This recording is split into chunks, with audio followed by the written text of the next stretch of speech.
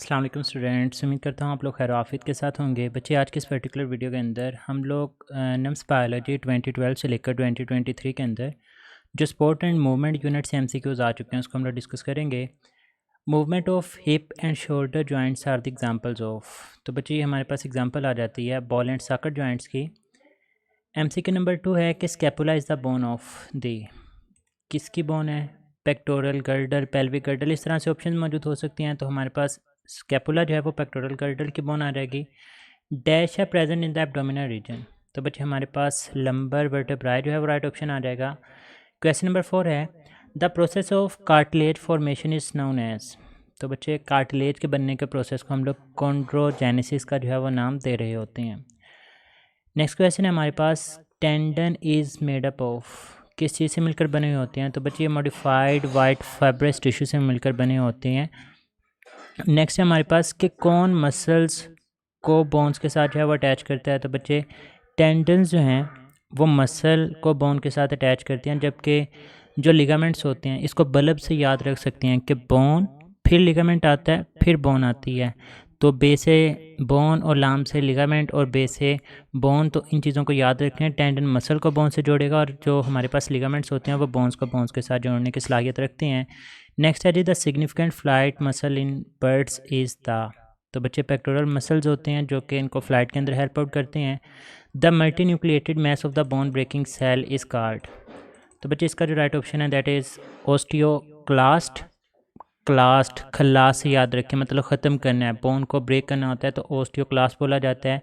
Dash exist between ulna and radius. तो बच्चे, यहाँ पे हमारे पास जो राइट ऑप्शन बनेगा that is the pivot joint. Next है हमारे पास the dash of adult human includes the ribs, skull, the sternum and the vertebrae. तो बच्चे, एक्सियल स्केलेटन का जो पोर्शन होता है वो इन चीज़ों के ऊपर मुश्तमिल है। Both dash and dash are unpaired bones. तो बच्चे, मैंडिबल और वोमर जो हैं ये हमारे पास अनपेयर्ड फेशियल बोन्स होती हैं। Number of bones in the skull are. तो बच्चे, टोटल जो स्कल के अंदर बोन्स हैं that are 22। Skeleton of arms and legs is. तो बच्चे, इसका जो राइट ऑप्शन होगा दैट इज़ अपेंडिकुलर स्केलेटन, यहाँ पर राइट ऑप्शन आ जाएगा। नेक्स्ट देखें, कहते हैं कि pelvic girdle connects hind limb with. ये हाइंड लिम्ब को किसके साथ जोड़ के रखे? तो बच्चे, इसका जो राइट ऑप्शन है हिप बोन आ जाएगा। Dash pairs of ribs are called as floating ribs.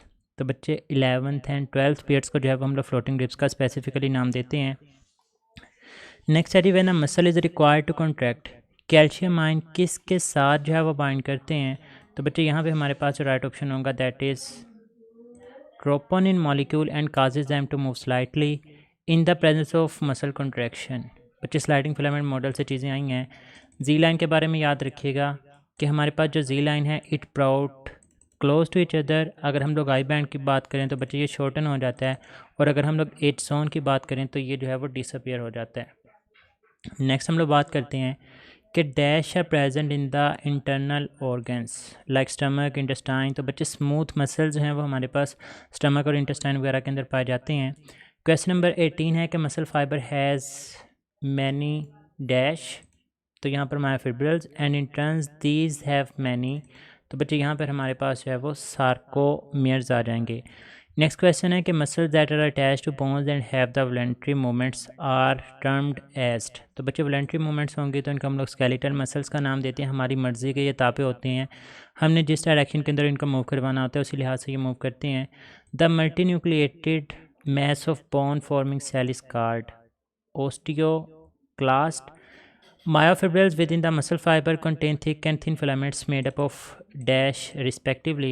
तो बच्चे, बुक की लाइंस हैं, एज एच बुक की लाइंस को हो सकता है कि अगर थोड़ी बहुत मिस्टेक हो जाए यहाँ पर, लेकिन इस चीज़ का ख्याल रखें कि आप लोगों को बुक की लाइंस का आइडिया दिया जा रहा है कि किस तरह के एमसीक्यूज़ पूछे जाते हैं, और ये नम्स के पास पेपर के एज एच एमसीक्यूज़ हैं, और नम्स के अंदर बहुत ज़्यादा चांसेस होते हैं कि आप लोगों के पास पेपर जो हैं वो पूछ लिए जाते हैं। अब कहते हैं कि कौन से वर्टेब्राई हैं together are called the pelvic vertebrae. तो सैक्रल एंड कोकेजियल जो है वो वर्टेब्राई दोनों मिलकर पेल्विक वर्टेब्राई बनाते हैं।